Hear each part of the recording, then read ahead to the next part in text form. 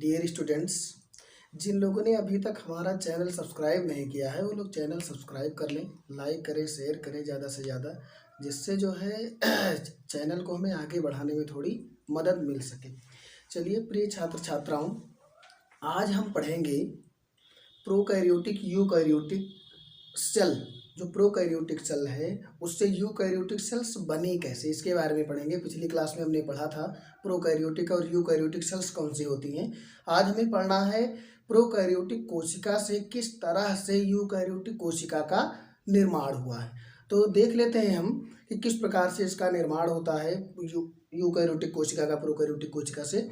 इसके लिए हमें एक थ्योरी पढ़नी पड़ेगी, एक थ्योरी समझनी पड़ेगी, जिसे हम लोग बोलते हैं एंडोसिम्बायोटिक थ्योरी के नाम से जानते हैं। तो आइए हम देखते हैं एंडोसिम्बायोटिक थ्योरी क्या है, उसका संबंध या रिलेशन, कनेक्शन प्रोकैरियोटिक और यूकैरियोटिक कोशिकाओं से किस प्रकार से है। तो हम देखते हैं एंडोसिम्बायोटिक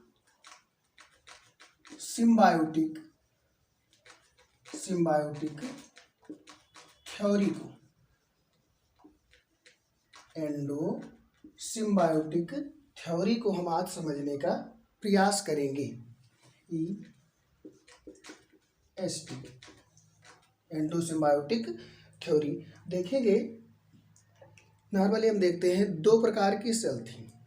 एक बड़ी कोशिका थी, ऐसे करके बड़ी सी एक कोशिका थी, मुस्कुरा रही थी। क्योंकि बड़ी सेल थी ये, थोड़ा मुस्कुरा रही थी। अब इस कोशिका ने एक छोटी सी कोशिका को, छोटी सी जो सेल थी, इसे निगल लिया, इसे इन्होंने खा लिया। इस छोटी सी कोशिका को बड़ी कोशिका ने क्या कर लिया, खा लिया। अब इसे खाने के बाद इस कोशिका ने, चूंकि छोटी कोशिका थी तो आसानी के साथ इन्होंने इसे निगल लिया। निगलने के बाद क्या होता है, इस कोशिका के अंदर, बड़ी सी कोशिका के अंदर एक ये छोटी सी कोशिका भी बन गई, अंदर पहुंच गई। लेकिन निगल तो लिया इस बड़ी कोशिका ने, लेकिन ये जो है इसे पचाने में, डाइजेस्ट करने में असमर्थ रही। इसे ये पचा नहीं पा रही थी। निगल तो लिया किसी तरह से इसने, लेकिन इसे पचाना इसके लिए आसान काम नहीं था।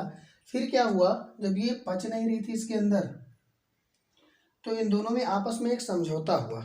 आपस में एक समझौता ये हुआ कि चलिए हम दोनों एक साथ जीवन का निर्वाहन तो करेंगे, एक साथ जीवन का निर्वाहन करेंगे, लेकिन थोड़ा आपको हम एडवांटेज देंगे, आपसे कुछ हम लेंगे तो आपको कुछ देंगे अवश्य। जैसे क्या होता है, अगर कोई बड़ा देश है किसी छोटे देश पर अटैक कर दे, उसे जीत ले, तो उनमें एक समझौता होता है दोनों देशों के प्रधानों के बीच कि ये जो आप हैं, आपने हमारे ऊपर अटैक किया है, कब्जा किया है, आप हमें स्वतंत्र रखिए, फ्रीडम रखिए, हम आपको इसके बदले में एक टैक्स देंगे, हम आपके जो है अंडर में वर्क करेंगे, काम करेंगे, आपकी सारी बातें मानेंगे, लेकिन हमें एक स्वतंत्र कंट्री रहने दीजिए, स्वतंत्र देश रहने दीजिए। जैसे पुराने ज़माने में इतिहास में आप लोग पढ़े होंगे, जो राजा महाराजा होते थे, बड़े बड़े राजा जो होते थे, वो क्या करते थे, छोटे राज्यों को जीतते थे, जीत लेते थे। जीतने के बाद क्या होता था, उन्हें स्वतंत्र कर देते थे।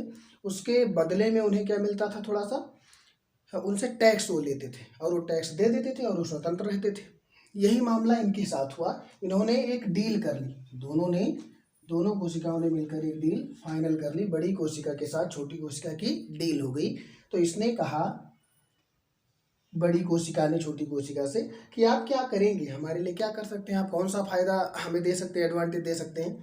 तो छोटी कोशिका ने कहा कि हम सूर्य के प्रकाश में भोजन बनाने का काम करेंगे, फूड बनाने का काम करेंगे, हम पूरा का पूरा फोटोसिंथेसिस की प्रक्रिया करेंगे। तो इसका नाम था क्लोरोप्लास्ट। जिस कोशिका को इसने निगला था उसका नाम था क्लोरोप्लास्ट। अब क्लोरोप्लास्ट जो है ये इसे भोजन बना के देगा, इसका ये फायदा हो गया, भोजन बना के इसे देगा बड़ी सेल को।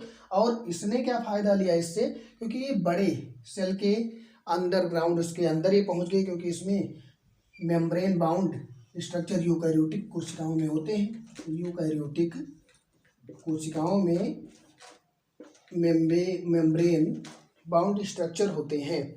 तो इसके अंदर इसे एक प्रोटेक्शन मिल गया, जैसे प्रोटेक्शन मिल गया, अब इसके ऊपर कोई दूसरी सेल अटैक नहीं कर सकती है। तो ये जो है इसके अंदर अपना सुरक्षा ले रहा है और इसे फोटोसिंथेसिस के द्वारा भोजन बनाकर देने का काम कर रहा है।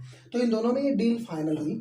जिसे देखते हैं प्रोकैरियोटिक थी, प्रोकैरियोटिक कोशिका जो थी, सेल जो थी, प्रोकैरियोटिक सेल ही जो आगे चलकर यूकैरियोटिक कोशिका का इसी प्रकार से निर्माण करने का काम करती है। जिस प्रकार से अभी हमने देखा कि एक बड़ी सेल ने छोटी सी सेल को निगल लिया, छोटी सी सेल को निगलने के बाद उनमें आपस में एक डील हो गई। डील फाइनल होने के बाद क्या हुआ कि पूरी तरह से दोनों आपस में मिलकर वर्क करना शुरू कर दिए। तो उसी प्रकार से नॉन लिविंग से प्रोकैरियोटिक बने और प्रोकैरियोटिक से यूकैरियोटिक कोशिकाएं बन के बड़े बड़े जीवों का निर्माण हुआ। अब अगर हम देखें इसमें जिस प्रकार की कहानी यहाँ पर क्लोरोप्लास्ट की है, ऐसे ही कुछ मिली जुली कहानी है माइटोकॉन्ड्रिया की। माइटोकॉन्ड्रिया का नाम आप लोग सुने होंगे। माइटोकॉन्ड्रिया की भी सेम ऐसी ही कहानी है जिस तरह की कहानी इस क्लोरोप्लास्ट की है। जो क्लोरोप्लास्ट जो है, ऐसे ही कहानी बिल्कुल किसकी है, माइटोकॉन्ड्रिया की, जिसे हम लोग आगे की क्लास में पढ़ने का प्रयास करेंगे। तो यहाँ क्या देखते हैं, इसके पास जो छोटी सी सेल है, ये क्लोरोप्लास्ट है, इसके पास अपना राइबोसोम है और इसके पास अपना राइबोसोम है। दोनों के पास अपना अपना अलग अलग राइबोसोम है। क्यों? अब इसके अंदर ये पहुंच तो गई, डाइजेस्ट नहीं हुई इसके अंदर, इन्होंने निगल तो लिया सेल को, बड़ी कोशिका ने, लेकिन ये इसे पचाने में असमर्थ रहा। अब ये है जरूर इसके अंदर ये सुरक्षा ले रहा है जो इसके मेम्ब्रेन के अंदर बंधा हुआ, लेकिन ये अपना काम खुद कर रहा है। ये अपने आप में कुछ डिपेंड है, पूरी तरह से इसके ऊपर निर्भर नहीं है। इसे खाना बना के दे रहा है, तो इससे प्रोटेक्शन केवल लेने का काम कर रहा है। तो ये जो है इन्हें सेमी प्रोटेक्टेड